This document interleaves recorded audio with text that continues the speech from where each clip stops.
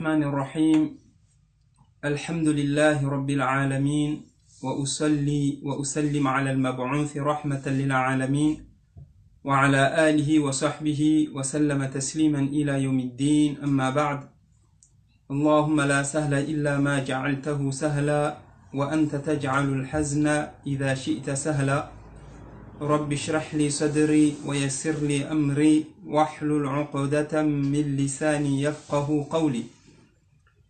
Chers pères, chères mères, chères mamans, chers enfants, chers élèves, Assalamu alaikum wa rahmatullahi wa barakatuh. Comme on l'a annoncé hier, on était entre deux phases et on a choisi de faire le dars aujourd'hui, après qu'on l'ait fait hier. J'ai envie de dire, Inch'Allah, que c'est exceptionnel.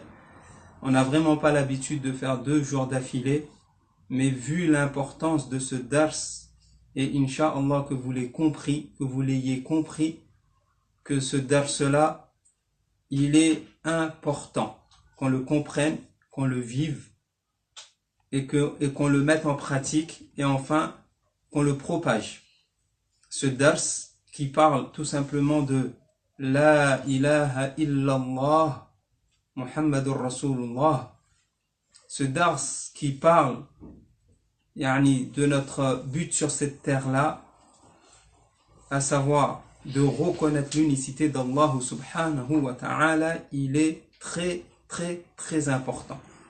Il est primordial que tous les croyants et que tous les musulmans connaissent La ilaha illallah, connaissent les mérites de La ilaha illallah, connaissent l'importance de cette parole La ilaha illallah, connaissent les conditions d'acceptation de cette parole auprès d'Allah subhanahu wa ta'ala, et enfin les choses qui cassent, qui annulent La ilaha illallah. Et on ne cessera, ahibbati fillah, de prononcer cette parole en espérant qu'Allah subhanahu wa ta'ala nous l'accepte.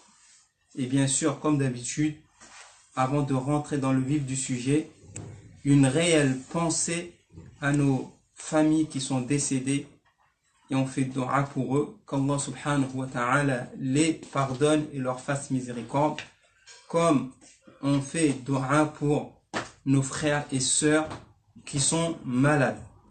D'accord? Qui sont malades, on demande à Allah subhanahu wa ta'ala de leur accorder la guérison, une guérison rapide et totale. Car tout cela vient d'Allah subhanahu wa ta'ala. Allah, il a tout cela, la miséricorde, le pardon, la guérison, il les a entre ses mains. Tayyib. Chers pères, chères mères, chers frères, chères sœurs, chers enfants, chers élèves, hier, on a parlé de ces 2 points, à savoir l'importance. Avant de parler des conditions d'acceptation de La ilaha illallah, j'ai envie de me poser une question. Est-ce que vous saviez qu'il y avait des conditions ou pas? D'accord? Saviez-vous qu'il y avait des conditions, que ça ne suffit pas de dire La ilaha illallah? Ça ne suffit pas. Mais qu'il y a des conditions d'acceptation pour que cette parole puisse agir en ta faveur, pour que cette parole puisse peser dans ce bas monde, et surtout l'akhira, il y a des conditions à respecter. On va les voir aujourd'hui, bimashi'atillahi tabaraka wa ta'ala. Mais un petit rappel, alhamdulillah, hier on a eu l'occasion de voir l'importance de cette parole. Allahu Akbar. On a vu combien cette parole, elle était importante auprès d'Allah. Et combien elle doit être importante auprès de chacun d'entre nous. On a vu cela. Walhamdulillah rabbil alamin. On a vu kadhalika ses mérites. Les mérites de La ilaha illallah. Walhamdulillah. Avant de rentrer encore une fois dans les conditions, j'ai une petite parole, masha'Allah, quand je dis une petite, car elle n'est pas longue, mais elle est longue, elle est importante de signification de l'imam Sufyan ibn Uyayna. Sufyan ibn Uyayna, c'est pas un sahabi, c'est un très très très grand savant, masha'Allah, ilm al-hadith, c'est une montagne de science. Il a dit, Ibn Uyayna, rahimahullah, dans les mérites de la ilaha illallah, je vais citer en arabe, après je vais essayer, incha'Allah, de traduire cela en français, pour qu'on puisse comprendre. Il dit, Ma an'ama Allahu ala abdin min al-ibad ni'matan a'zamu min an 'arrafahum la ilaha illallah. Écoutez bien. Ma an'ama Allahu ala abdin min al-ibad ni'matan a'zamu min an 'arrafahum la ilaha illallah. Wa inna la ilaha illallah li ahli al-jannah kal ma'il baridi li ahli ad-dunya. Et donc cet éminent savant, il parle et il montre la grande valeur de la ilaha illallah, comme je vous l'ai dit hier. Vous voyez toutes ces paroles que je dis et que je prononce, la parole la plus importante qu'Allah subhanahu wa ta'ala peut nous donner, c'est de pouvoir dire la ilaha illallah. Et donc il dit quoi? Ma an'ama Allahu ala abdin. Il n'y a pas une ni'ma, un bienfait, ni'ma, un bienfait. Il n'y a pas un bienfait aussi important qu'Allah subhanahu wa ta'ala il octroie à son serviteur.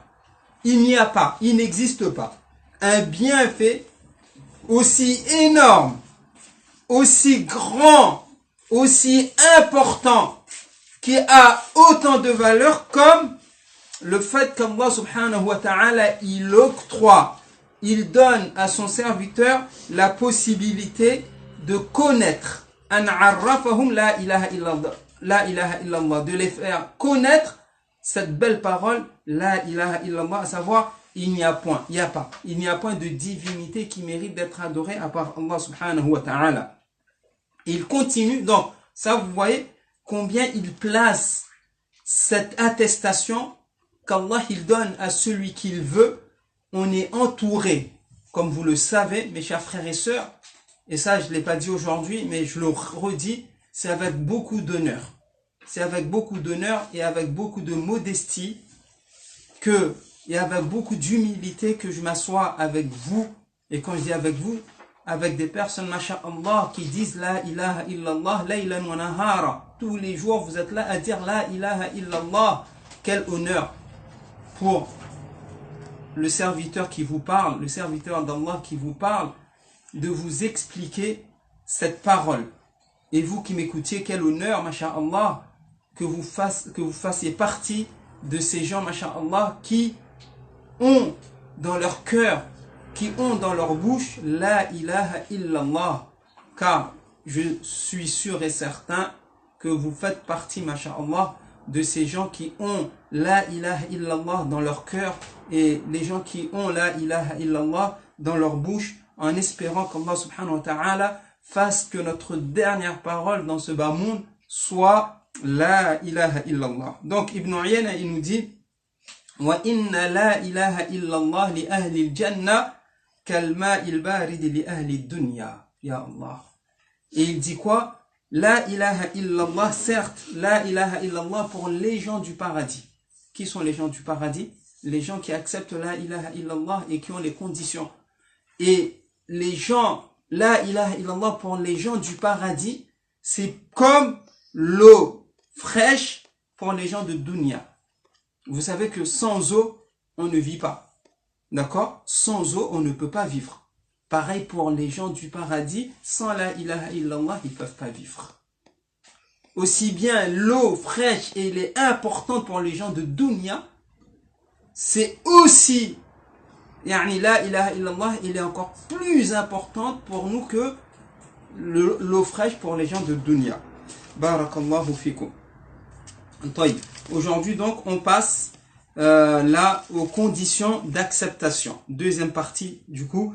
Les conditions d'acceptation de la ilaha illallah. Allahu Akbar. Naam. Des conditions, je répète, qu'il faut comprendre, qu'il faut assimiler, qu'il faut vivre et qu'il faut partager. D'accord? Et qu'il faut partager. Toy. Première condition, les savants ils disent, asseyez-vous bien, Inch'Allah, tenez-vous bien, car cette leçon elle est lourde de conséquences, elle est importante, car bien sûr, à force de citer ces conditions, on se doit de se demander, a-t-on ces conditions ou pas? A-t-on ces conditions qui font qu'Allah il accepte de nous la ilaha illallah? A-t-on ces conditions qui font qu'on est tout simplement des croyants, des véritables croyants? Ou bien, on est là d'année en année, à penser qu'on est croyant alors qu'en réalité on ne l'est pas. Et là c'est grave. Et comment on peut juger cela? Grâce à ces conditions que nos éminents savants, masha'Allah, ils les ont inscrits, ils les ont rapportés, masha'Allah. Donc première condition à retenir, écrivez-le si vous écrivez, les savants ils disent al-ilm. Al-ilm. C'est quoi al-ilm? La science. C'est quoi la science? Ici les savants ils disent, pour que ton attestation, pour que ton témoignage, lorsque tu prononces la ilaha illallah, il faut que tu comprennes sa signification. Parce que si tu passes ton temps à dire la ilaha illallah, et que tu ne comprends pas ce que tu dis, est-ce que ça sera accepté? La réponse non. Il faut que tu aies une science de cette parole-là. Il faut que tu saches, que tu comprennes que signifie cette parole, subhanallah, que je suis en train de dire, qui vaut tout l'or du monde, qui est plus lourde que hadha al-kawn, qui est plus lourde que cet univers et tout ce qu'il contient. Que signifie cette parole, subhanallah? Cette parole qui nous fait rentrer au paradis.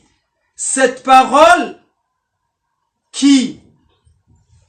tous les prophètes sont venus avec cette parole. Que signifie cette parole? La signification de cette parole, c'est de dire point de divinité. La ilaha. La ilaha, c'est-à-dire quoi? Point, il n'y a pas. Il n'existe pas de Dieu. Si on s'arrête là, c'est grave. Si on dit, on s'arrête là, il n'y a point de divinité. Bien sûr que si. La continuité. Point de divinité, la ilaha illa ada'ul istithna, exception. Il n'y a point de divinité sur cette terre, dans l'univers, il n'y a point. Tout ce qu'on voit et tout ce qu'on entend, qui est pris comme divinité, comme forme de divinité, ce n'est pas pour nous les musulmans. Un musulman, une musulmane, un croyant, une croyante qui dit la ilaha illallah, il doit, avant même de connaître Allah, avant même d'adorer Allah, il doit dire il y a point. Je renie toute forme de divinité. Je renie toute forme de divinité à part Allah subhanahu wa ta'ala. Limada, pourquoi? À part lui. Et ça on l'a dit, on le répétera, on ne cessera de répéter. À part Allah, car Allah subhanahu wa ta'ala huwa al-khaliq, huwa al-raziq, huwa al-mudabbir, huwa al-malik. C'est pour cela qu'Allah subhanahu wa ta'ala, pour nous les croyants, les musulmans, on dit il est le seul qui mérite d'être adoré, s'il vous plaît, chère famille. Arrêtons d'adorer autre que lui, qui ne peuvent pas ni créer, même pas une mouche. Vous imaginez? Même pas une mouche, ils ne peuvent pas créer. Comment on va les adorer? Comment on va s'incliner devant eux? Comment on va se prosterner devant eux? Comment on va faire doua? D'accord? Comment on va leur demander des choses que tu n'as pas à demander à autre qu'Allah, alors que même ils ne peuvent pas se protéger lorsqu'ils sont en danger. Toi, Idan. Mes chers frères et sœurs, la première condition c'est quoi? C'est de connaître la signification de cette parole-là. De connaître la signification de cette parole.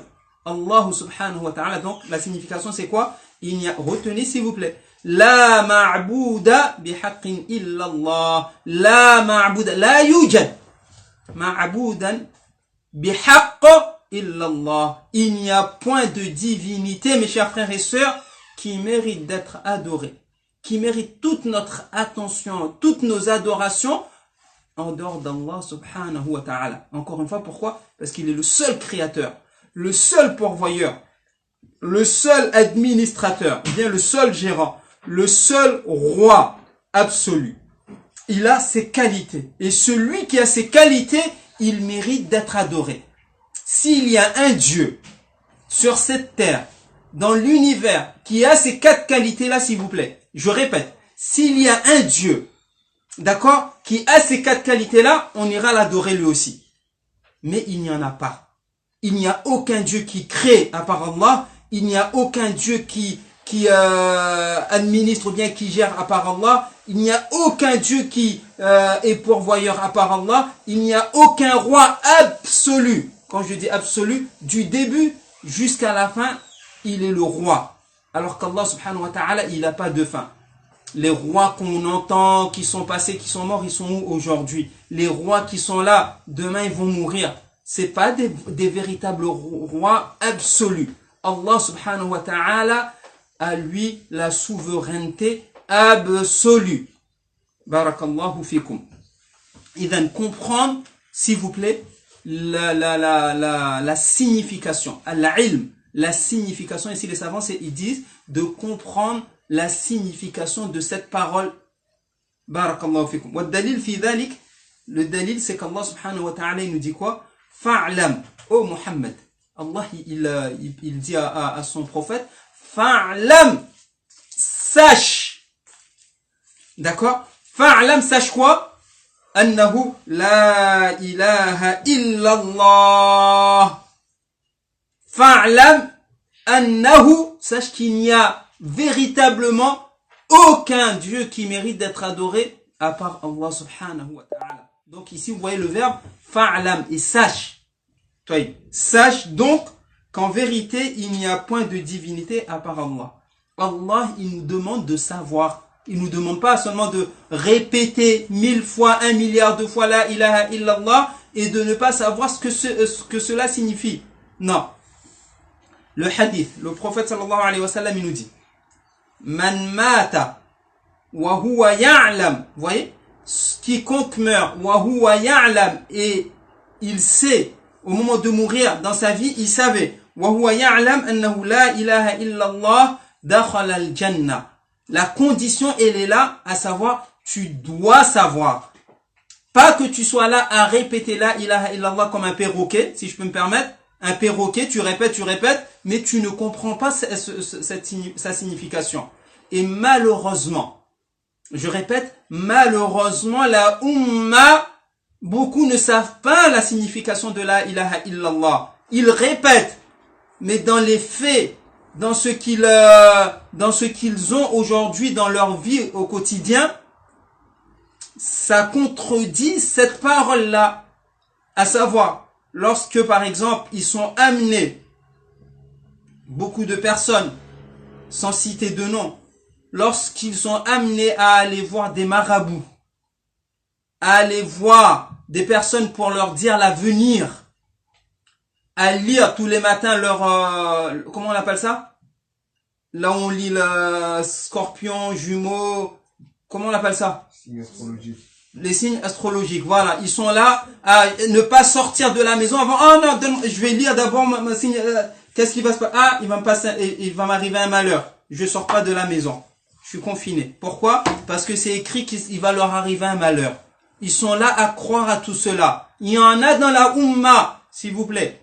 C'est parce qu'ils ne connaissent pas la portée, ils connaissent pas la signification de la ilaha illallah. Quand il leur arrive un danger imminent, etc., au lieu de se tourner vers Allah, subhanahu wa ta'ala, directement, ils vont dans les tombes. Allez, là, il y a un cheikh, il y a un wali qui est là, qui est enterré. Il faut qu'on lui demande dua. Il faut qu'on lui demande d'intercéder pour nous. Tout cela, c'est contradictoire avec la ilaha illallah. Et s'ils font cela, c'est parce que malheureusement, ils ne savent pas réellement la signification de la ilaha illallah. Donc, première condition, c'est de savoir. le prophète sallallahu alayhi wa sallam, il nous dit, man mata, quiconque meurt en sachant qu'il n'y a aucune divinité qui mérite d'être adorée à part Allah, il rentrera au paradis. La condition, c'est de savoir. Barakallahu fikum. Deuxième condition, en arabe, écrivez-le, retenez-le, al-yaqin. Après al-ilm, le deuxième, al-yaqin. Retenez, répétez, al-yaqin. Al-yaqin, c'est quoi? La certitude. La certitude qui est le contraire du doute. Lorsqu'on doute, on n'est pas sûr. Le premier, al-ilm, qui est le contraire de al-jahl, qui est le contraire de l'ignorance. Non, on sort de l'ignorance, s'il vous plaît. Quand on parle de la ilaha illallah, on sait ce que signifie la ilaha illallah. Wallahi, ça je vous l'ai pas dit, et je vais vous le dire, les kuffar ou Quraysh, lorsque le prophète sallallahu alayhi wa sallam, il est venu leur dire, dites la ilaha illallah.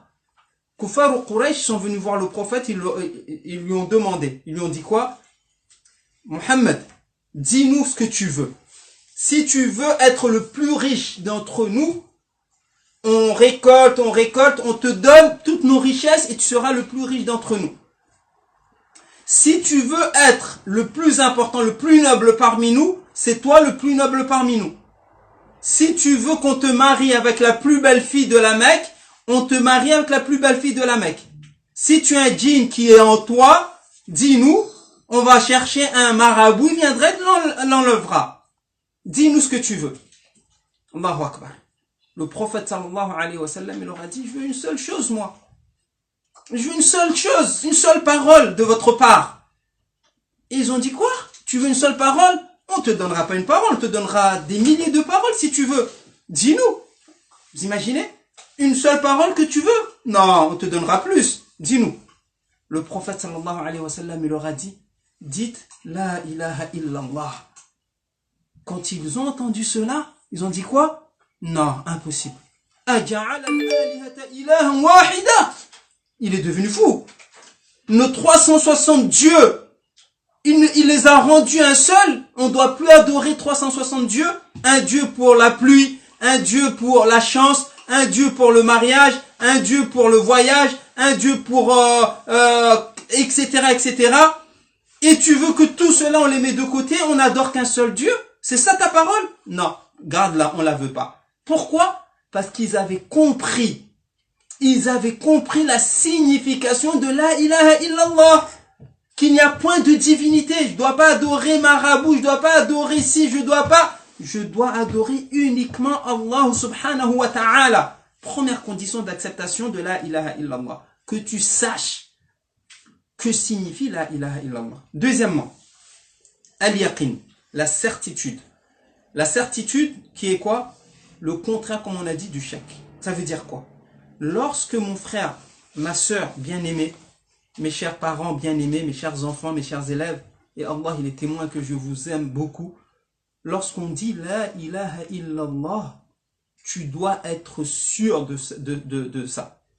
D'accord? Après avoir compris la signification, il ne faut pas que tu doutes. Il faut que tu sois sûr et certain. À combien de pourcentage? 99,99, ça marche pas. Il faut que tu sois sûr et certain à 100%, à 1000%, à 1 milliard %, ce que tu veux.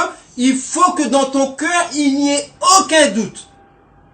Il n'y ait aucun doute de la ilaha illallah. Il faut que tu sois sûr et certain qu'Allah subhanahu wa ta'ala, il est le seul qui mérite d'être adoré. Il faut que tu sois sûr de cela.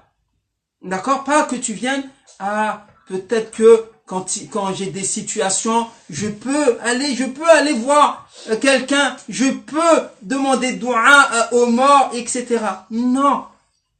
Non. Allah subhanahu wa ta'ala, il est l'unique, le seul créateur. Ne viens pas dans ta tête. Oh non, c'est trop grand ça, ce monde-là. Ah non, peut-être qu'il a eu besoin d'aide. Ah, peut-être qu'il y a un autre Dieu. Non, non, non, non, non, non, non. Tu dois être sûr à 100%, s'il vous plaît. Allah subhanahu wa ta'ala, il nous dit quoi? Innamal mu'minuna alladhina amanu billahi wa rasulih. Innamal mu'minun. Certes, les véritables croyants. Et on demande à Allah subhanahu wa ta'ala que ça soit notre cas. Moi, votre frère qui vous parle, et vous qui m'écoutez. Qu'on soit des véritables croyants auprès d'Allah. Pas qu'on soit des véritables croyants pour nos parents, pour nos amis, pour la société, mais auprès d'Allah, qu'on ne soit pas des véritables croyants. Qu'est-ce qu'on aura gagné? Et donc Allah ici, il nous décrit, il nous donne une description des véritables croyants auprès de lui. Et là, après, chacun d'entre nous, il doit se regarder, se mesurer. Est-ce qu'on a ces qualités-là? Alhamdulillahi Rabbil Alamin. Est-ce qu'on n'a pas ces qualités? Ben là, il faut les chercher à les avoir. Toy. إنما المؤمنون الذين آمنوا بالله ورسوله ثم لم يرتابوا. C'est là le point. ثم لم يرتابوا وجاهدوا بأموالهم وأنفسهم في سبيل الله أولئك هم الصادقون. Et Allah subhanahu wa ta'ala, donc Allah, en français, ça donne quoi? Les vrais croyants.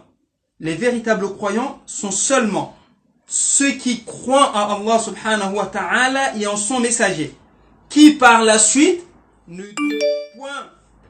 Qui par la suite ne doute point. Allah, il veut pas que tu doutes dans ta croyance. Il ne veut pas voir dans ton cœur que tu doutes. Alhamdulillahi Rabbil Alamin.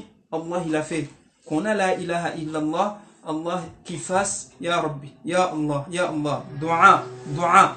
Allah subhanahu wa ta'ala, sans pour autant qu'on lui demande, il a fait de nous des croyants. Alhamdulillah. Il a fait de nous qu'on dise La ilaha illallah sans pour autant qu'on lui demande. Beaucoup d'entre nous sont nés musulmans. Et en réalité, nous tous, le prophète sallallahu alayhi wa sallam nous dit Kullu mawloudin yulad ala al-fitra. D'accord? Mais, alhamdoulilah, il y en a, masha'Allah, les deux parents sont musulmans. On a grandi dans cela. Walhamdulillah, Allah nous a choisis. Aujourd'hui, on lui demande qu'Allah subhanahu wa ta'ala nous accorde le paradis alors qu'on lui demande. Vous voyez, il nous a choisi d'être croyants sans pour autant qu'on lui ait demandé.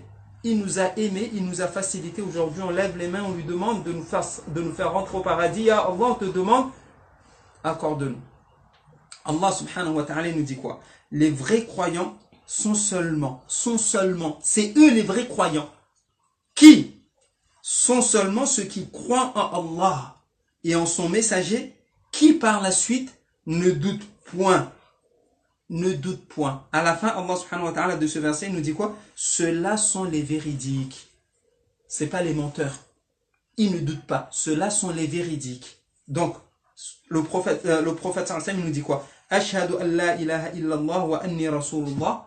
Écoutez bien. La yalqa Allahu bihima abdun ghayru shakin fihima illa dakhala al-jannah. Illa dakhala al-jannah. Taïb. Le prophète sallallahu alayhi wa sallam, il dit dans un autre hadith, il dit à Abu Huraira, Man laqita min wara'i hadha al-ha'it yashhadu an la ilaha illallah mustayqinan biha qalbuhu fabashshirhu bil jannah. Le prophète sallallahu alayhi wa sallam, il annonce la bonne nouvelle à Abu Huraira. Il lui dit quoi? Dans le premier hadith, quiconque témoigne de la ilaha illallah et que Muhammad est son messager, celui qui témoigne de ça, de cette parole-là, la ilaha illallah Muhammad Rasulullah, il ne rencontrera pas Allah subhanahu wa ta'ala, attention, ghayru shakin, il ne faut pas qu'il doute de cela, illa dakhala al-jannah, il rentrera au paradis. Il rentrera au paradis. Allah subhanahu wa ta'ala le fera rentrer au paradis. Pourquoi? Parce qu'il témoigne de cette phrase, de l'unicité d'Allah et du messager et du message de notre bien-aimé prophète alayhi salatu wassalam. Quiconque témoigne cela sans pour autant qu'il ait de doute, il ne faut pas qu'il ait de doute, il rentrera au paradis. Et le prophète sallallahu alayhi wa sallam, il dit à Abu Huraira Kadhalik, quiconque tu rencontreras derrière ce mur, derrière ce jardin, quiconque tu rencontreras derrière là et qui témoigne de l'unicité d'Allah subhanahu wa ta'ala, mustayqinan biha, il est sûr et certain, sans aucun doute dans son cœur, il n'y a pas de doute, fabashirhu bil jannah, annonce-lui la bonne nouvelle, à savoir qu'il rentrera au paradis. Donc, la condition, mes chers frères et sœurs, mes chers parents, pour avoir accès au paradis, il faut que tu dises la ilaha illallah et que, premièrement, tu connaisses sa signification. Deuxièmement, que tu n'aies pas de doute dans cela. Enlevez tout doute. Il n'y a pas de doute dans l'unicité d'Allah. Il n'y a pas de doute dans l'unicité d'Allah, subhanahu wa ta'ala. Troisième condition. Condition très, très importante. Encore une fois, je vous demande de vous asseoir et de comprendre, insha'Allah ta'ala. Condition très importante, c'est quoi ici? Al-Qaboul. Al-Qaboul. C'est l'acceptation. Acceptation, c'est quoi acceptation? Que veut-on dire par là? Qu'est-ce que les savants ils veulent dire par là? Ça veut dire quoi? C'est le fait, suivez, d'accepter, pas d'accepter la ilaha illallah, non. Trop dur, cette condition. C'est le fait d'accepter l'impact que la ilaha illallah veut de nous. C'est le fait d'accepter la signification de la ilaha illallah. C'est le fait d'accepter tout ce que cache, tout ce qu'implique cette parole. Vous voyez pourquoi elle est dure cette parole-là? Vous voyez pourquoi ces conditions, elles sont importantes? Je répète, al-qaboul, l'acceptation. C'est le fait d'accepter. Avec quoi? Avec la bouche? Je suis musulman, je suis croyant? Non. Le fait d'accepter, premièrement, avec la bouche. J'accepte. Et je le prononce à vive voix. Et je le prononce, je crie, mais j'ai peur de déranger les voisins. Sinon, avec la bouche, on dit quoi? La ilaha illallah. J'accepte avec la bouche. J'accepte avec le cœur. Le cœur, il doit trembler. Bah, il bat pour la ilaha illallah. J'accepte avec le cœur. Enfin, j'accepte avec quoi? Avec quoi? J'accepte avec mes actes. Mes actes au quotidien doivent montrer, doivent prouver que j'accepte la ilaha illallah. Voilà. Mes actes doivent accepter. Je dois baisser ma tête et accepter cette parole-là, la ilaha illallah.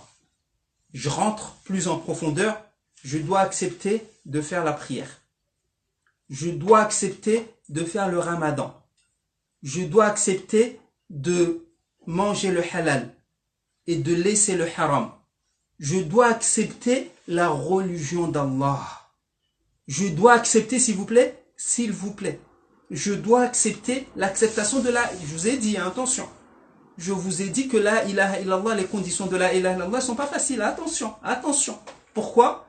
Parce que malheureusement, ce n'est pas tout le monde qui accepte cela. Ce n'est pas tout le monde qui accepte cela. On peut l'accepter avec la bouche, mais on peut accepter avec la bouche, le cœur, peut-être, et c'est Allah qui sait ce qu'il y a dans le cœur, mais les actes, les actions, est-ce qu'ils acceptent la ilaha illallah? Est-ce que tu acceptes d'être quoi? Est-ce que tu acceptes d'être croyant, d'être musulman? La réponse, oui, ya Rabbal Alamin. Et accepte-nous de cela. Ya Allah, écoutez bien. Subhanallah. Il y a des savants, comme Ibn Taymiyyah, rahimahullah, de ce qu'on nous disait, lorsqu'on leur demandait, es-tu croyant? Vous savez ce qu'ils disaient? Ils disaient oui. Ils disaient pas oui, hein, ils parlaient pas français. Na'am, insha'Allah. Ils disaient insha'Allah que je suis croyant. Pourquoi? Parce que la croyance, elle est trop forte, mes frères et sœurs. D'accord? La croyance, elle est trop forte. La croyance en quoi? La ilaha illallah. Avec ça, elle est trop forte.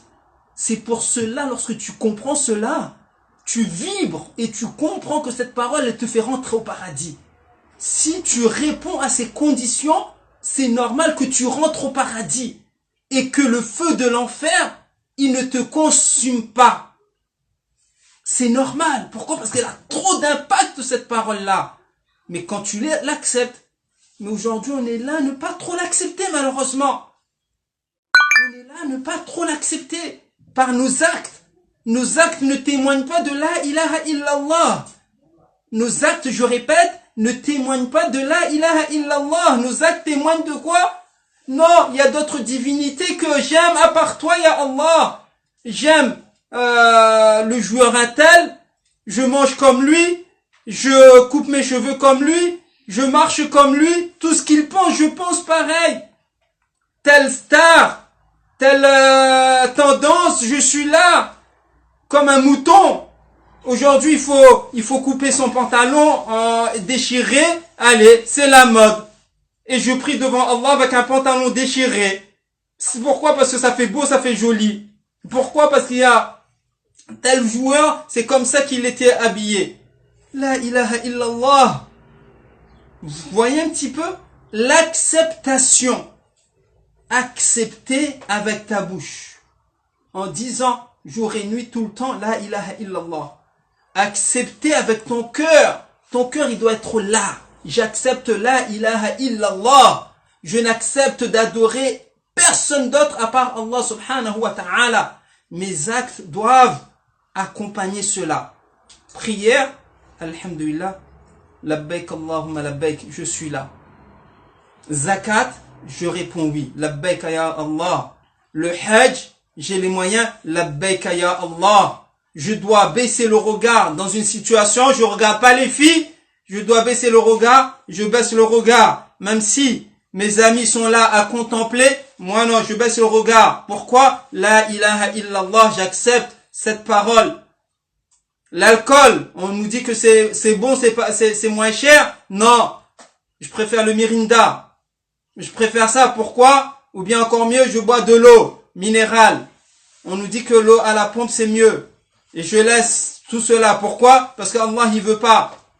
Je sors pas avec les filles. Pourquoi? Parce que Allah il veut pas. Je mange pas le hallouf parce que Allah il veut pas. Etc.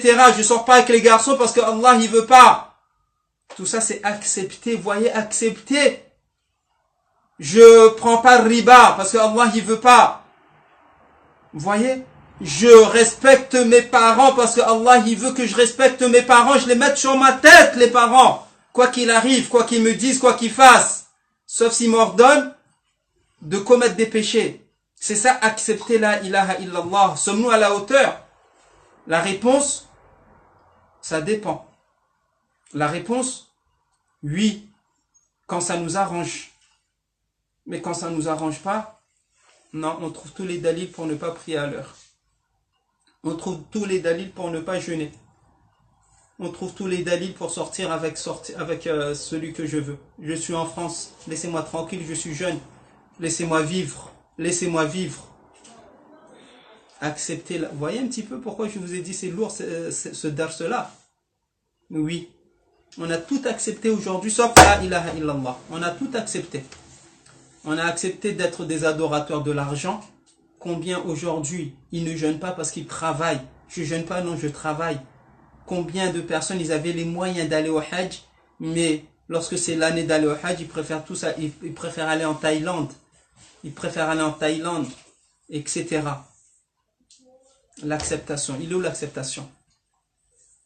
Du coup, mes chers frères et sœurs, je suis obligé de vous le dire. Troisième condition, c'est l'acceptation. Allah subhanahu wa ta'ala, il nous dit quoi?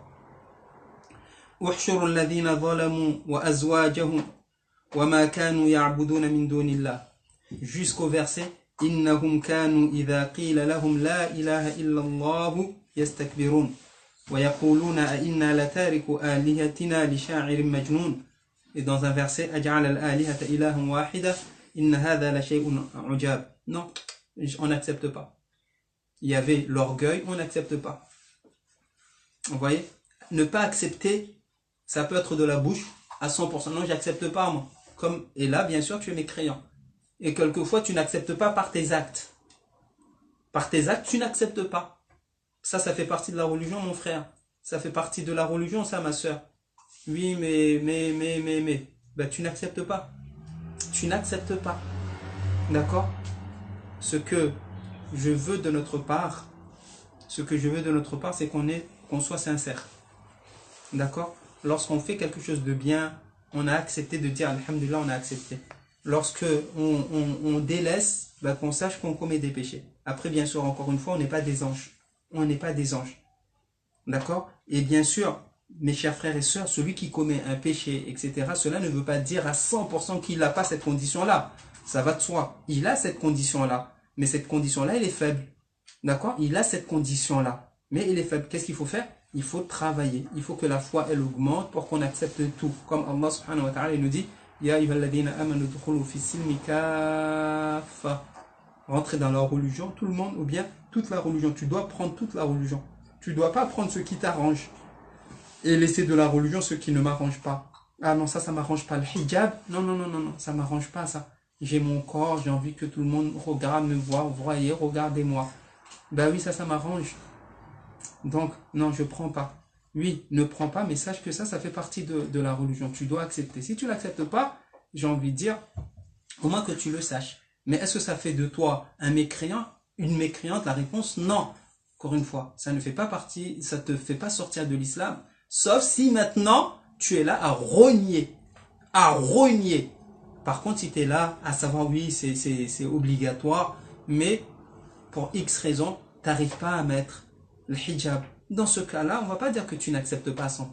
Comprenez-le bien, s'il vous plaît. Al-Muhim, Allah subhanahu wa ta'ala nous dit, quand on leur disait point de divinité à part Allah, quand on leur disait point de divinité à part Allah, ils se gonflaient d'orgueil. Ils se gonflaient d'orgueil et disaient, allons-nous abandonner nos divinités pour un poète fou? Allons-nous abandonner? D'accord? Donc, troisième condition, c'est l'acceptation. Tu dois accepter cette parole. Et quand on dit tu dois accepter cette parole, c'est-à-dire quoi? Tu dois accepter le contenu de cette parole. Et qu'est-ce que contient cette parole-là? De n'adorer que lui, d'accepter sa religion. Vous voyez cette belle religion que le prophète sallallahu alayhi wa sallam, il est venu avec? D'accord? Bah tu dois l'accepter. Eh oui ma soeur, tu dois l'accepter. Ou sinon, attention, on peut rentrer dans ce verset où Allah subhanahu wa ta'ala, il nous dit, ça me vient et ça sort. Quand ça me viendra, je le redirai, Inch'Allah. Où Allah, il dit, non, ne dites pas que vous êtes croyant. Walakin qulu aslamna. Car l'islam, être musulman, est moins fort qu'être croyant. Être croyant, c'est un degré plus fort qu'être musulman. Tout croyant est musulman. Mais tout musulman n'est pas forcément bon croyant. Et après, il y a un degré encore plus fort que cela, al-ihsan, masha'Allah, la perfection dans notre religion. Toyib. Idan, mes chers frères et sœurs, l'acceptation. J'espère que vous avez compris. Ça veut dire quoi l'acceptation? Pas accepter la ilaha illallah, non. Tout ce que contient cette parole-là. Barakallahu fikum. Toyib, quatrième condition. Quatrième condition, Marwa. Ya Allah, ça passe vite l'heure, hein. Ya Allah. Quatrième condition, et j'ai envie de terminer ces conditions-là à cette heure-là, Inch'Allah, dans ce dars. L'obéissance al-inqiyad. En arabe, al-inqiyad. C'est quoi? L'obéissance et la soumission à ce qu'implique cette parole. C'est comme l'acceptation. Tu acceptes, quatrième condition, bah, tu dois quoi? Obéir. L'obéissance. Allah, il nous ordonne, sami'na wa ata'na. Allah, le prophète, il nous ordonne, sami'na wa ata'na. Et lorsque, pour X raison, tu dis sami'na wa asayna, je connais mais je ne fais pas, au moins que tu saches que tu es en train de commettre un péché. Et que Allah subhanahu wa ta'ala, et tu demandes à Allah d'avoir pitié de toi et que tu arrives à mettre en pratique à un moment donné et à arrêter ce que tu fais ou bien à faire ce que tu as abandonné. Donc, quatrième condition, mes chers frères et sœurs, c'est quoi? L'obéissance et la soumission à ce qu'implique cette parole. Qu'est-ce qu'implique cette parole-là? Encore une fois, c'est la religion. Mettre en pratique la religion tout simplement. Allah subhanahu wa ta'ala nous dit quoi? وَمَنْ يُسْلِمْ وَجْهَهُ إِلَى اللَّهِ وَهُوَ مُحْسِنٌ فَقَدْ اسْتَمْسَكَ بِالْعُرْوَةِ الْوُثْقَى. Et quiconque se soumet entièrement à Allah, tout en étant bienfaisant, s'accroche réellement à l'anse la plus solide. Et le prophète sallallahu alayhi wa sallam nous dit, n'est véritable croyant que celui qui met toute sa passion dans les enseignements que j'ai apportés. La yuminu ahadukum hatta yakuna hawahu taba'an lima ji'tu bihi. Tu dois, tout ce que tu fais en réalité, ça doit être en conformité avec ce que le prophète sallallahu alayhi wa sallam est venu avec. Ya Allah, ya salam. Le prophète, il n'a rien laissé. Tu sors dehors, tu sors sous la protection d'Allah. Tu sors dehors comme le prophète il veut. Tu manges comme le prophète il nous l'a enseigné. Tu dors, tu rentres aux toilettes, tu sors, tu parles, tu marches, tu penses, tout ce que tu fais, tu travailles, tout ce que tu fais, le prophète sallallahu alayhi wa sallam nous a montré l'exemple. Hada huwa al-inqiyad. Quatrième condition donc, c'est d'être prêt justement à te soumettre à Allah subhanahu wa ta'ala. Pourquoi? À notre créateur. On ne se soumet pas d'une manière totale à une personne, mais lorsqu'il s'agit d'Allah subhanahu wa ta'ala, là, c'est notre créateur, c'est notre maître, c'est notre pourvoyeur. On ne discute pas. Barakallahu fikum. Cinquième condition, as-sidq, qui est la véracité, qui est le contraire de al-kadhib, le mensonge. La véracité, c'est quoi? C'est lorsque tu prononces cette parole-là, que tu sois véridique. D'accord? Que tu sois véridique. Et que tu ne prononces pas comme, pardon du terme, que tu ne sois pas comme les hypocrites, les munafiq. Au temps du prophète qui était là à dire la ilaha illallah. Il faisait la prière avec eux. D'accord? Il faisait la prière avec le prophète. Ils étaient là. Ils allaient au combat avec le prophète. Et ils se mettaient en arrière, en retrait. Et après, comme ça, ils gagnent le ghanima, les biens que les musulmans, ils avaient après, etc. Non. Tu dois être véridique, mon frère, ma sœur. Sinon, on est du lot des hypocrites. Allah subhanahu wa ta'ala nous dit quoi? وَمِنَ النَّاسِ مَنْ يَقُولُ آمَنَّا بِاللَّهِ وَبِالْيَوْمِ الْآخِرِ إِنَّا لِلَّهِ. Et parmi les gens, il y en a qui disent La ilaha illallah. Amanna billah. On croit en Allah, en l'unicité d'Allah. Et au jour du jugement dernier, وَمَا هُمْ بِمُؤْمِنِينَ. Et pourtant, Allah, il dit quoi? وَمَا هُمْ بِمُؤْمِنِينَ. وَمِنَ النَّاسِ مَنْ يَقُولُ آمَنَّا بِاللَّهِ وَبِالْيَوْمِ الْآخِرِ وَمَا هُمْ بِمُؤْمِنِينَ يُخَادِعُونَ اللَّهَ وَالَّذِينَ آمَنُوا وَمَا يَخْدَعُونَ إِلَّا أَنفُسَهُمْ وَمَا يَشْعُرُونَ. D'accord? Ils trichent alors que Allah subhanahu wa ta'ala, il sait le contenu de leur cœur.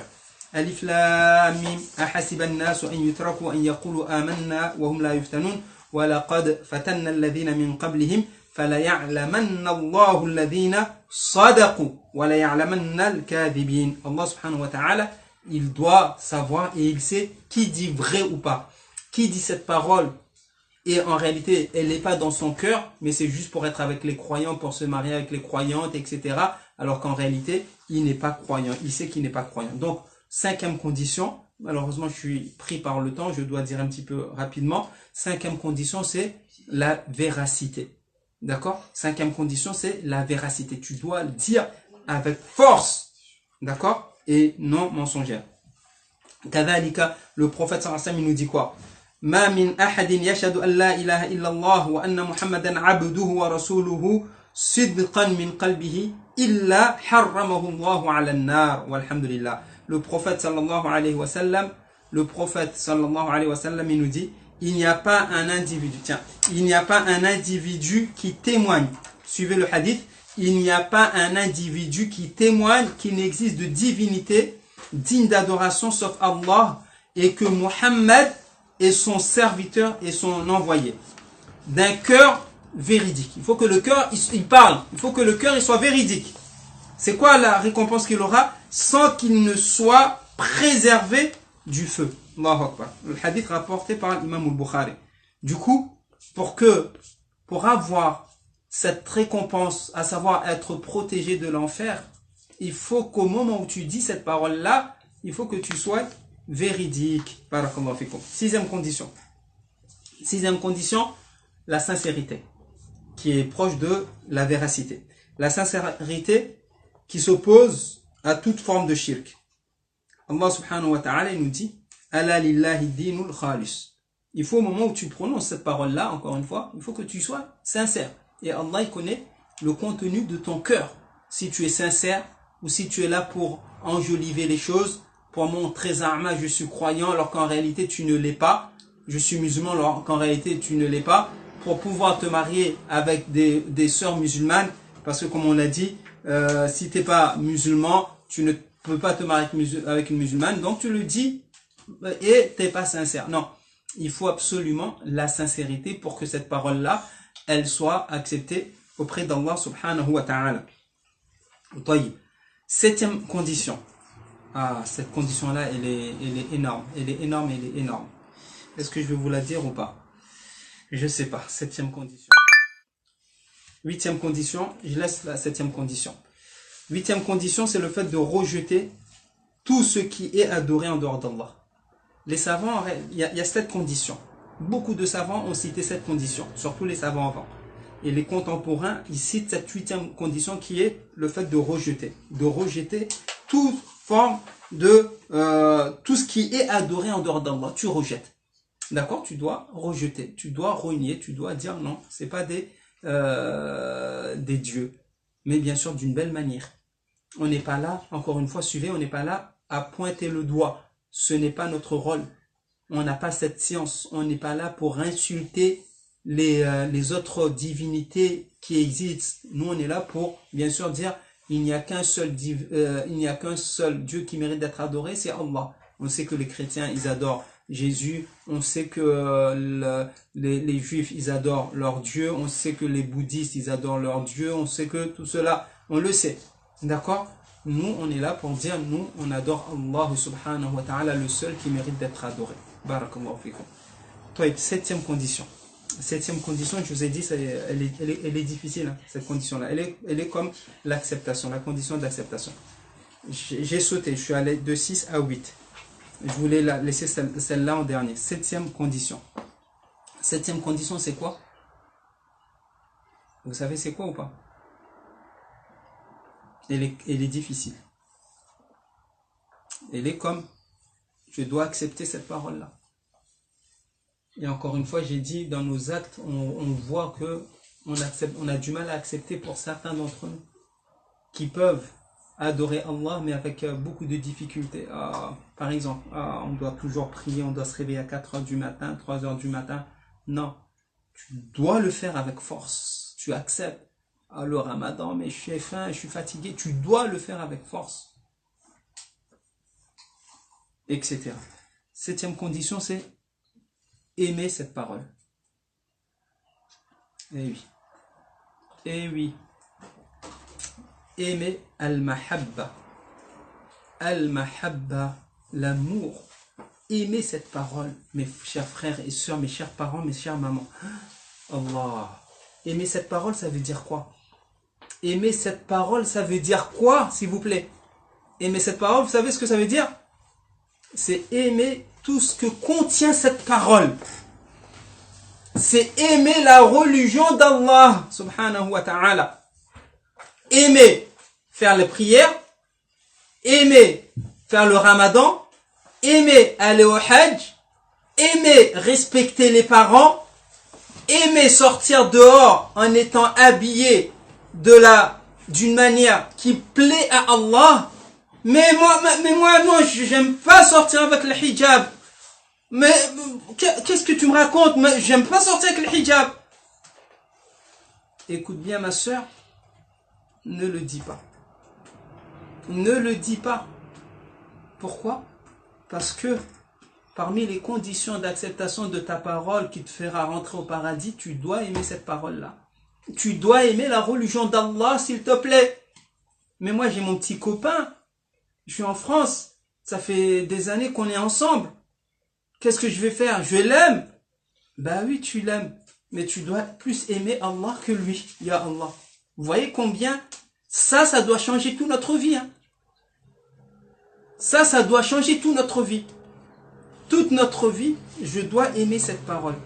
Et donc, s'il vous plaît, quand j'ai dit, tu dois pas dire cette parole-là que moi, j'aime pas le hijab. Non, tu ne le dis pas. Parce que quand tu dis, moi, j'aime pas le hijab, ça veut dire, j'aime pas la religion d'Allah. Moi, je veux rester avec mon ami. Non, tu ne le dis pas. Si tu es éprouvé, ma chère sœur, tu ne portes pas le hijab, mais ne le montre pas. D'accord? Quand je dis ne le montre pas, ne va pas à l'encontre. Je suis éprouvé, je travaille, j'ai pas assez de foi, etc. Qu'Allah me pardonne. Magnifique parole. Magnifique parole. Allah subhanahu wa ta'ala, peut-être qu'un jour il aura pitié de toi et tu porteras le hijab. Pour nous les garçons par exemple. Pour nous les garçons, ah ben moi, la barbe, elle est laide, propre, barbe, Non, tu ne dis pas. Ça fait partie de la religion. Tu ne portes pas, tu trouves que tout te raser, c'est pour toi, t'es beau gosse.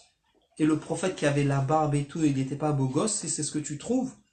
Mais ne le dis pas. Rase-toi si tu veux te raser, mais ne dis pas cela. Pourquoi? Parce que tu dois aimer la religion d'Allah. Tout ce qui fait partie de la religion, tu dois aimer. Même si tu n'arrives pas à le faire, suivez. Même si tu n'arrives pas à le faire, mais, masha'Allah, tu reconnais. Une fois, j'ai été choqué par quelque chose.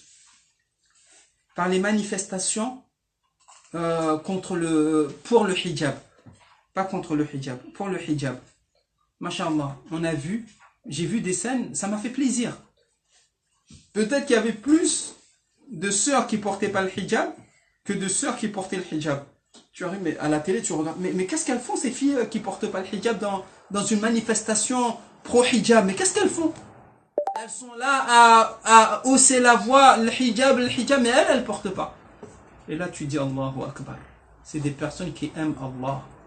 Mes chères sœurs, mes chers frères, c'est des personnes qui aiment Allah. Mais voilà, pour X raisons, elles n'ont pas cette qualité-là. Quand je dis cette qualité, à savoir de porter le hijab, ça ne prouve pas qu'elles n'aiment pas Allah à 100%. Ça ne prouve pas, suivez mes chers frères et sœurs, parce que ce discours-là, ça, vous ne le retrouverez pas chez moi, ça. Ce discours qui est là à stigmatiser, à pointer du doigt nos frères et sœurs qui sont éprouvés par un manquement quelconque, on ne pointe pas du doigt.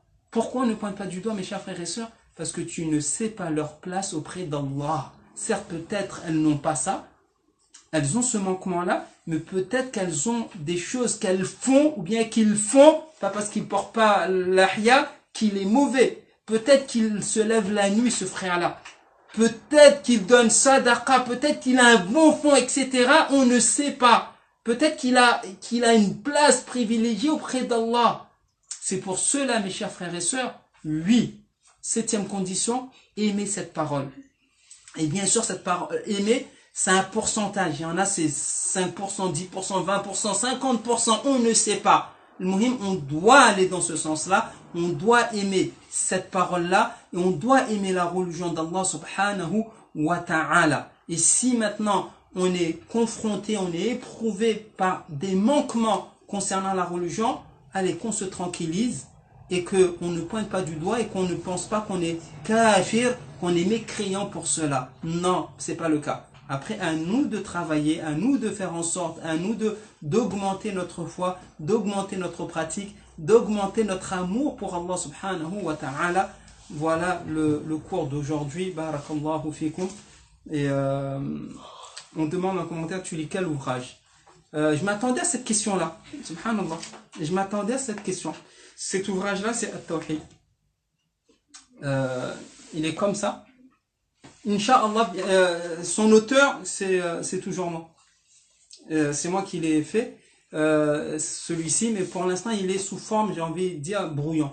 Je l'ai utilisé un petit peu avec certains de mes élèves, mais j'aimerais, Inch'Allah, qu'il sorte, mais vraiment parce qu'on me le demande, qu'il sorte un livre profitable, Inch'Allah. Il est facile, comme beaucoup de nos livres, comme ceux qui nous connaissent, les éditions Al-Qamar, c'est des livres faciles, des livres pédagogiques. Et donc, oui, je lisais. C'était un cours. En quelle année ce livre-là? Je sais pas si ça date. Hein. Je crois que je l'avais sorti avant que vous soyez nés, que vous qui m'écoutiez. Non, je plaisante bien sûr. Je pense facilement 5 ans en arrière. 5 ans en arrière, ce livre-là, il est là. Peut-être 8 ans comme ça. 2012. Ouais. Dépôt légal, septembre 2012. Ça fait 2012 à maintenant, ça fait combien? 8 ans. Vous voyez, 8 ans, il existe ce petit livre-là, mais il n'est pas commercialisé celui-là encore. Il le sera avec plus de couleurs, bien fait, Inch'Allah ta'ala. Merci pour votre question. Barakallahu fikum, on se dit dans 10 minutes, Inch'Allah ta'ala, pour les questions, pour continuer en espérant que vous avez vraiment profité. Si dans tout ce que j'ai dit, mes chers frères et sœurs, j'ai dit il y a des corrections, n'hésitez pas à me les envoyer, à me faire vos remarques. Alhamdulillah, wassalatu wassalamu ala nabiyyina Muhammad wa ala alihi wa sahbihi wa sallama tasliman ila yawmiddin, amma ba'd. Assalamu alaikum wa rahmatullahi wa barakatuh. Nous revoilà pour la deuxième partie, Inch'Allah ta'ala, en espérant vivement, mais vraiment que le cours d'aujourd'hui était profitable, était utile pour tout le monde, Inch'Allah ta'ala, et puisse Allah nous donner les conditions d'acceptation de la ilaha illallah et qu'on fasse partie de ces gens qui aiment la ilaha illallah et qui acceptent la ilaha illallah et qui ont toutes ces conditions-là. Et qu'Allah fasse qu'on meure avec cette parole. Naam. Première question. Je travaille et mes responsables me permettent de prier au lieu de travail, alhamdulillah. Simplement, je ne peux pas rester plus de 10 minutes à prier. Donc ma question est celle-ci. Est-il permis de faire des invocations après la prière sur son bureau et non pas sur le tapis de prière assis? Oui. Bismillahirrahmanirrahim, alhamdulillah. Masha'Allah, masha'Allah, masha'Allah. Puisse Allah combler tous nos frères et sœurs de ce genre de travail et de ce genre de patrons qui permettent, masha'Allah, à leurs salariés de prier. Et puisse Allah bénir votre action, votre entreprise, incha'Allah ta'ala. Oui, c'est possible. C'est possible. Le plus important, c'est de prier. Une fois que vous avez prié, c'est bien, c'est important de s'asseoir. Et je vous conseille, lorsque vous avez la possibilité, de vous asseoir, de prendre ces 5 minutes, de faire les invocations que le prophète sallallahu nous a conseillé à faire après les prières. C'est important. Parce que malheureusement, on est du genre très pressé. Très pressé, salade, et directement on se lève et on se dit qu'on va les faire en chemin. Et souvent, on ne les fait pas tout simplement. Par contre, bien sûr, s'il y a un empêchement comme celui-ci, il n'y a pas de problème. Après, assalamu alaikum wa rahmatullah, assalamu alaikum wa rahmatullah, prends tes chaussures en chemin, sur le lieu de travail, tu invoques Allah, il n'y a pas de problème. Le voile est-il obligatoire? Question d'actualité. Question d'actualité. Et le voile, sans aucun doute, il est obligatoire. Il est obligatoire, j'ai envie de dire, malgré le fait qu'on est conscient que dans le lieu, dans ce pays dans lequel on vit, ce n'est pas facile. Il faut le reconnaître. Attention, il faut le reconnaître que ce n'est pas facile. Pourquoi ce n'est pas facile? Parce qu'on est entouré de sœurs qui ne portent pas le voile, même s'il y en a qui portent. On est aussi face à la loi qui nous interdit de porter le voile dans des lieux bien précis. On est pointé du doigt, on est stigmatisé, etc. Et laissez-moi vous dire que ça va être sûrement de plus en plus difficile. Ça va être de plus en plus difficile malheureusement. Allahu ta'ala a'lam. Ceci dit, ad-din il est là, le voile il est obligatoire, ce n'est pas une sunna. Et masha'Allah, à ces sœurs qui portent le voile, malgré toutes ces difficultés, alhamdulillah, on trouve des sœurs qui le portent et qui le portent bien et qui le portent, masha'Allah, avec foi, en espérant la récompense d'Allah. Ça c'est une. Deuxièmement, courage, masha'Allah, à nos sœurs qui ne le portent pas et qui voudraient le porter. Courage à ces sœurs-là. Très bien. Et encore une fois, ce que moi, je ne me permettrai pas, ne pointez pas du doigt. Ne pointez pas du doigt, n'insultez pas, ne serait-ce du regard, nos sœurs qui sont éprouvées. Car c'est une épreuve. Le fait de ne pas pouvoir adorer Allah, sachez-le, c'est une épreuve. C'est pas que la maladie que c'est une épreuve, mais le fait aussi de ne pas pouvoir adorer Allah, c'est une épreuve. Et donc le fait de ne pas pouvoir mettre en pratique comment je vais dire ça, cet ordre venant d'Allah, c'est une lourde épreuve. C'est une lourde épreuve. On ne pointe pas du doigt, on fait dua pour nos sœurs. On est compatissant. Et ne pensez pas que ces sœurs-là, elles sont mauvaises. Là, wallah, elles ne sont pas mauvaises. D'accord? Elles ont un manquement, mais encore une fois, peut-être qu'ailleurs, elles sont meilleures que beaucoup. C'est pour cela, celles qui portent le voile, alhamdulillah, demande à Allah de te donner la constance, la foi, parce que malheureusement, il y en a qui le portent des années, après un moment donné, elles arrêtent. Là aussi, on ne le souhaite pas. On ne le souhaite pas. Du coup, je répète, celles qui portent, tenez bon. Celles qui ne portent pas, Inch'Allah, qu'Allah vous permette de le porter tranquillement, etc. Celles qui portent, pas en pointe du doigt, vous êtes mauvaise, ce n'est pas notre discours. Et celles qui ne portent pas, bien sûr, respectent les sœurs qui portent. Respectent les sœurs qui portent. Et voilà, c'est ça mon discours. Qu'Allah nous pardonne si on est des mauvais conseillers. Bien mauvais conseillers. Est-il possible de faire des doigts ou idkar en période de menstrues? Adhkar. Est-il possible de faire des doigts ou des adhkar en période de menstrues? La réponse oui. La réponse, ma chère sœur, c'est possible de faire des adhkar, même si ces adhkar-là contiennent des paroles d'Allah. Par exemple, avant de dormir, le prophète sallallahu alayhi wa sallam, suivez bien, avant de dormir, le prophète sallallahu alayhi wa sallam, il nous a conseillé de lire les mu'awwidhat. Qul wallah, qul a'udhu bi rabbil falaq, qul a'udhu bi rabbin nas, 3 fois. Allah subhanahu wa ta'ala, il nous les a conseillés. Tayyib, Allah subhanahu wa ta'ala, il nous les a conseillés de lire ces sourates-là. Et d'autres sourates. Pour la sœur qui est dans son état de menstru, qu'elle ne peut pas prier, ne peut pas faire le ramadan, a-t-elle le droit de lire ces invocations? Oui, elle a le droit de lire ces sourates. Pourquoi? Parce que elles font partie du lot d'invocations qu'elles peuvent lire. D'accord? Ça sort du cadre Coran purement et simplement. Donc oui, vous pouvez faire des doigts, vous pouvez faire des adhkar.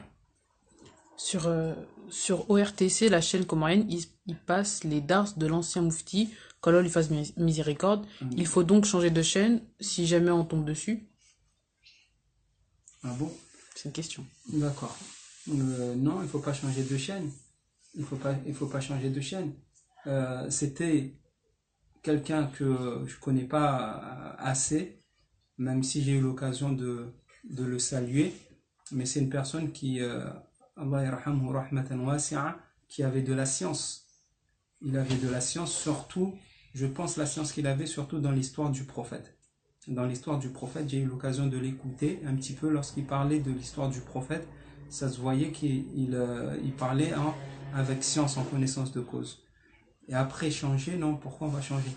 Sauf si maintenant, dans ce qu'il allait dire, il donnait des mauvais conseils, etc. Là, dans ce cas-là, en espérant que vous avez un peu de recul pour savoir si ce qu'il disait, que ce soit lui ou moi ou un autre prédicateur, c'est important que vous ayez de la science.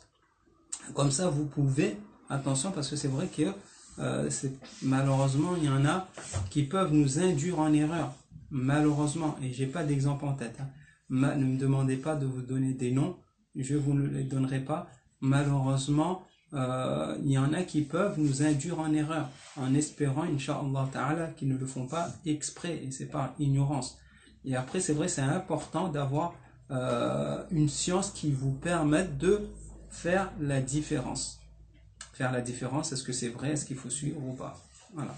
La question, c'est parce que vu qu'il est mort, est-ce que c'est bon de regarder? Oui, dans ce cas-là, oui, il n'y a pas de souci. Je croyais que c'était le contenu. Oui, dans ce cas-là, oui. D'écouter les douros des savants passés, c'est comme lire leurs livres, il n'y a pas de souci. Heureusement, alhamdoulilah, aujourd'hui, il y a pas que les livres, mais il y a les douros qui sont enregistrés. Du coup, il n'y a pas de souci dans cela. Ah, c'est une autre question. Quel est le statut des personnes qui sont voilées, mais qui le retirent au seuil du bâtiment de notre employeur, en fait, qu'il le retire, est-ce que c'est considéré comme hypocrite, comme certains le disent? Barakallahu fik pour la question. C'est avec un grand pincement au cœur que on rencontre ce genre de situation, mes chers sœurs. Malheureusement, dans plusieurs cas, aussi bien nos enfants, nos sœurs qui vont à l'école voilées et qui sont amenés à retirer le voile devant la porte de l'établissement. Malheureusement aussi nos sœurs, masha'Allah, qui portent le voile tout fiers de cela et qui sont amenés à l'enlever au seuil de leur travail. Non, ça fait pas partie de l'hypocrisie. L'hypocrisie, ça serait, wallahu a'lam, en sortant de chez toi, tu portes le voile pour montrer à tes parents que tu portes le voile, ou à ton mari pour que tu portes le voile, et en sortant dehors, directement tu l'enlèves. Tu te retournes derrière, il me regarde pas, non, il me regarde pas, et là tu l'enlèves. Là peut-être. Après l'hypocrisie, attention, l'hypocrisie c'est dans le cœur. Mais le fait de se dire, je ne peux pas, mon patron il va me mettre dehors, etc. Et donc tu l'enlèves, cela ne fait pas de toi, bien sûr, une hypocrite. Cela ne fait pas de toi une hypocrite. Par contre, ici, ce que je dis souvent, lorsqu'on est amené à commettre un péché, que cela brûle dans notre cœur. Je répète, lorsqu'on est amené à commettre un péché. Peut-on être amené à commettre un péché? Oui, on peut être amené à commettre un péché. Par exemple, celui-ci. D'accord? Celui-ci, c'est un péché. D'enlever son hijab, c'est un péché. Qu'on le dise.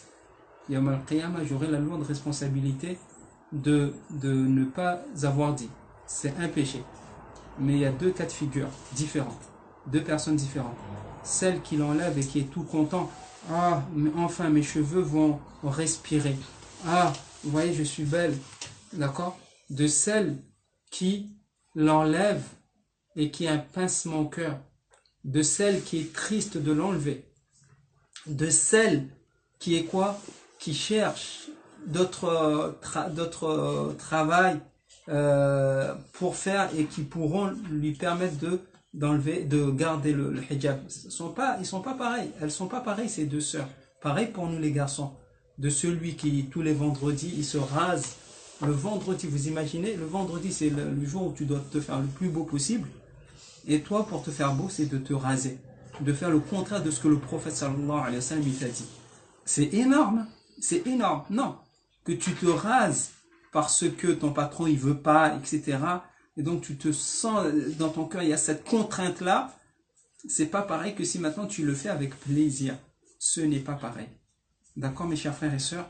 Lorsqu'on est amené à commettre un péché, que ça soit pas par plaisir. Il ne faut pas qu'on trouve du plaisir à commettre un péché. Non, on est confronté, on est contraint. Allah râle comme les Arabes le disent souvent. Donc le fait de l'enlever devant la porte du travail ne fait pas de toi, Inch'Allah, une hypocrite.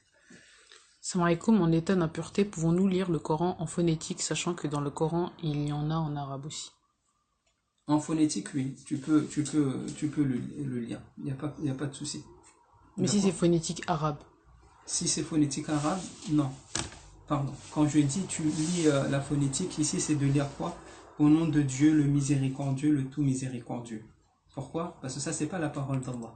Par contre, si maintenant tu lis en phonétique, c'est écrit Bismillah ar-Rahman ar-Rahim, Alif Lam Mim Dhalik, mais tu lis en lettres françaises, en français et tout, en lettres latines, je pense on dit ça, c'est ça, voilà. Bah, dans ce cas-là, non, tu dois pas lire. Tu ne dois pas lire. Lorsqu'on a ces monstrueux, on ne lit pas le Coran, on ne prend pas le Coran à lire, sauf si maintenant, il y a des conditions pour cela. Sauf si vraiment on est une étudiante, on mémorise le Coran, et les savants là, ils autorisent une étudiante qui est là à mémoriser le Coran, le fait de s'interrompre tous les mois pendant une semaine ou plus, ça peut déranger, ça peut peut-être être interminable. Là, dans ce cas, ou bien si tu enseignes, tu es une mu'allima, tu enseignes le Coran, là les savants ils ont autorisé. D'accord? Les mamans, contrairement à ce qu'on avait compris, là les savants ils ont autorisé à certaines catégories de sœurs de pouvoir lire le Coran. Donc, si tu fais pas partie de ce lot-là, mais c'est pendant le Ramadan, tu veux avancer dans le Coran, tu ne lis pas. Tu ne lis pas en phonétique. D'accord? Tu ne lis pas en phonétique. Si, par contre, si tu lis la traduction, là, c'est possible. Dernière question, Inch'Allah.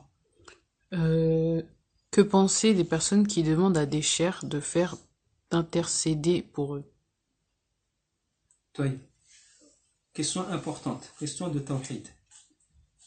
Que penser des personnes qui demandent à d'autres personnes, à des cheikhs, à des chouyours, des walis, etc., Inch'Allah, que ce soit des walis, de faire dua pour eux? Est-il permis? La réponse, c'est permis, à condition. Suivez. Est-ce qu'il nous est permis, lorsqu'on fait dua, il y a 3 manières. Suivez. Il y a 3 manières d'intercéder. Entre toi et ta dua, entre toi et Allah, de prendre une intercession, un intermédiaire. Entre toi et ta dua, tu prends un intermédiaire. Première intermédiaire qui est bien, c'est par les noms et attributs d'Allah. Vous voyez, avant de demander, Ya Allah, j'ai envie de me marier, Ya Allah, voilà. Avant directement de demander ça, qu'est-ce que tu fais? Tu prononces les noms d'Allah. Tu prononces les noms d'Allah et après. Deuxième intercession possible. Suivez-le, par une bonne action que tu aurais faite auparavant. Par une bonne action. Avant de demander, Ya Allah, directement, Ya Allah, je passe un entretien, faites que je le réussis. Avant de demander directement, tu demandes par une bonne action que tu aurais faite. Par exemple quoi? Je m'explique. Par exemple, donnez-moi un exemple de bonne action. Tout simplement. Imaginez, Ya Allah, prenez ce cas de figure. Imaginez maintenant, tu étais hier ou avant-hier ou quelque temps, tu étais tout seul dans une rue, d'accord? Tu étais tout seul dans une rue ou une ruelle, et là, masha'Allah, quelqu'un, une fille ou bien un garçon, il t'aborde. Il n'y a personne qui te voit. Sors avec moi. D'accord? Et toi, ici, Allahu Akbar, ici, il n'y a qu'Allah qui t'empêche, de dire oui. À droite, ici c'est ma droite, non, c'est ma gauche ici. À gauche, il n'y a personne. À droite, il n'y a personne. Tu vois personne. Qu'est-ce qui t'empêche de dire oui? Qu'est-ce qui t'empêche de répondre à ton téléphone et de faire le haram? Il n'y a qu'Allah qui t'empêche. Imaginez. Donc quand tu fais ta dua, Ya Allah, tel jour, je pouvais te désobéir, Ya Allah. Je pouvais te désobéir, mais par peur pour toi, par amour pour toi, je ne t'ai pas désobéi. Accepte-moi, facilite-moi mon entretien. Vous voyez? Tu prends une intercession entre ta doua et toi. Et ici, c'est quoi l'intercession? La nature de cette intercession, c'est quoi? C'est la bonne action que tu aurais faite ou bien le péché que tu aurais laissé pour Allah. Dalil dans cela, c'est quoi? Dalil dans cela, c'est l'histoire de la grotte. Avec les 3 compagnons qui sont rentrés dans une grotte, ils avaient fui une tempête. C'est une histoire très très très connue. Ils avaient fui une tempête et ils sont rentrés dans une grotte et il y a une grosse pierre qui est tombée. Et là, il n'y avait personne pour les sauver. Et ils se sont dit, chacun d'entre nous, il va citer une bonne action qu'il aurait faite. Et comme ça, Allah, peut-être qu'Allah, il nous délivrera. Le premier, rapidement, il a dit quoi? Oh Allah, j'avais sous mes responsabilités, suivez bien s'il vous plaît, j'avais sous ma responsabilité des travailleurs, des salariés. Il y en a un, j'ai pas eu le temps de le payer. Oui, j'ai pas eu le temps de le payer. J'ai pris son argent, je l'ai capitalisé. J'ai pris son argent, j'ai acheté des choses, j'ai acheté des terrains et j'ai gagné beaucoup d'argent. Et ce salarié, quelques années après, il est venu me voir. Mon argent. Ah. Et lui, il est devenu riche. Mon argent. Qu'est-ce qu'il aurait fait? Qu'est-ce que vous aurez fait? Tiens tes 500 euros. Le salarié, il savait pas. Il savait pas qu'il avait son argent, il avait capitalisé et tout. Il avait rentabilisé. Il savait pas. Mais lui, qu'est-ce qu'il a fait? Par crainte d'Allah, il a dit quoi? Tiens, ton argent, tu vois ton argent? C'est ça. plus tous ces terrains, plus tous ces bétails, tout ça c'est à toi. Quoi? Oui, tout ça c'est à toi, j'ai fait telle chose. Et ce salarié, il a pris tout ça, il lui a rien donné. Il lui a rien donné, il est parti avec. Subhanallah. Et lui il dit quoi? Ya Allah, si j'ai fait cela, par peur de toi, je ne voulais pas être injuste envers toi, libère-nous ya Allah. Allah subhanahu wa ta'ala, al-fa'al lima yurid, celui qui est capable de tout faire, il a ouvert un petit peu, mais il ne pouvait toujours pas sortir. Allahu Akbar. Le deuxième, il s'est levé, il a fait dua. Ya Allah. Deuxième dua, c'est quoi? J'avais une cousine. Elle m'intéressait, elle était belle. Et lui, il était riche. D'accord? Et il lui a dit quoi? Très souvent, il lui a demandé de sortir avec elle, avec lui. Et la cousine, machallah, disait toujours non, non, non, non, non. Quel iman. Et c'est ça, mes chères sœurs, qu'on veut de vous. Hein. D'accord? Toujours dire non. Non, non, non. Moi, je suis propre. Je ne sors pas avec les garçons. C'est soit le halal, la dot, ou soit tu veux quelque chose, va voir mes parents. C'est ça le discours. Mon frère, pareil. Mon élève, mon enfant, pareil. Tu veux quelque chose, va voir mes parents. Magnifique. Et donc, cette sœur-là, elle disait toujours non. Et un jour, cette sœur, elle était confrontée à une pauvreté. Pauvreté, elle ne pouvait plus rien faire. Et elle est partie voir son cousin. Voilà, est-ce que tu peux nous emprunter un petit peu, etc. Et le cousin, il en a profité. Il n'y a pas de souci, je te donnerai tout ce que tu veux. Mais à condition que quoi? À condition que tu sors avec moi. Et elle s'est trouvée dans l'obligation d'accepter. Et oui, quelquefois la pauvreté peut nous amener très loin, attention. Qu'Allah nous préserve de la pauvreté. Qu'Allah nous préserve de la pauvreté. Et donc, elle a accepté. Ils sont partis dans la maison. Et au moment où il devait faire ce qu'il ne devait pas faire, elle lui a rappelé Allah. Elle lui a rappelé Allah subhanahu wa ta'ala. Et là, directement, l'iman, il est rentré dans le cœur de cette personne-là. La crainte d'Allah, elle est rentrée dans le cœur de cet homme. Il l'a laissé. Il a dit, va-t'en. Et il lui a donné en plus de cela l'argent. Va-t'en. Et là, il a dit, ya Allah, si j'ai fait cela par peur de toi, à savoir, je n'ai pas commis ce péché, par peur de toi, libère-nous, ya Allah.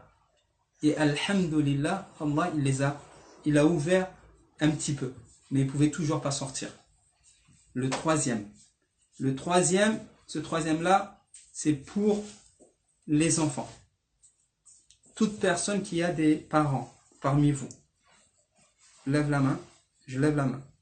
Il y a mon père qui est présent, qui est vivant, wa alhamdulillah, qu'Allah le garde longtemps vivant, fi ta'atillah, qu'Allah le permette, incha'Allah, de mourir et qui permette à tous nos parents de mourir avec kalimatut tawhid, la ilaha illallah. Donc là, ce troisième point, c'est pour vous. Pour toute personne qui m'écoute et qui a les parents vivants. Bravo. Allez, écoutez bien. Qu'est-ce qui s'est passé? Le troisième, il s'est levé, il a dit, ya Allah, j'avais mes parents qui étaient en âge avancé. J'allais paître, je crois que c'est ça, le verbe c'est ça, paître mes bétails, et je ramenais du lait. Et quand je ramenais, je ne faisais pas boire mes enfants, mes propres enfants, avant mes parents. D'abord mes parents. D'abord mon père et ma mère d'abord. Ya Allah, ya salam. Vous voyez un petit peu ce qu'on appelle birrul walidain. Birrul walidain. Et ça, il faudrait qu'on en parle. Parce que subhanallah, les manquements qu'on a envers nos parents, c'est incroyable. Quelquefois, on se permet de parler à nos parents d'une manière que tu ne parlerais pas à ton copain ou à ta copine ou à ton ami ou à ton ami. Et tes parents, et surtout ta maman, qui a donné sa vie, mais vraiment qui a donné sa vie pour te mettre au monde. J'en ai pleuré. Le jour où j'ai assisté à la naissance, j'en ai pleuré de voir comment les femmes, elles souffrent et combien nous, on est ingrats envers nos mamans, nos parents. On en oublie. Wallahi, le professeur Sam, le paradis se trouve sous les pieds des parents, de la maman. C'est pas pour rien.